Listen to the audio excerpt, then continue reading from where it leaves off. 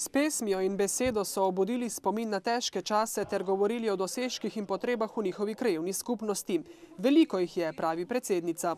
Predvsem upajo, da bodo čim prej opremili manjkajoča avtobusna postajališča v vaseh in uredili križišče v Dolencih, o čemer se že dogovarjajo z Darsom.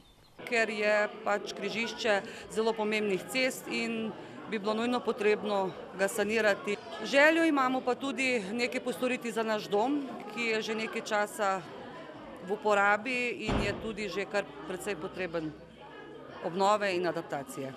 Zadovoljni so, ker jim bo letos uspelo poplačati pred 2 letoma zgrajeni podporni zid ob pokopališču v Adlešičih, pa tudi, ker jim je uspelo v kraju obdržati stacionarno pošto. Skrbi pa jih, ker kar nekaj vasi v njihovi krajevni skupnosti še nima vodovoda. Nažalost, takrat, ko se delal projekt leta 2005 za kohezijska sredstva, ta okoliš, ta manjkajoče vasi niso bile zajete v tem projektu. Kar pomeni, da bodo velika in mala sela morali še kar nekaj let, tako kot v teh sušnih dneh, vodo dovažati gasilci. Sicer pa so se na slovesnosti ob prazniku krajevne skupnosti s posebnim priznanjem zahvalili za vsestransko sodelovanje njihovi dolgoletni učiteljici Tončki Starešinič.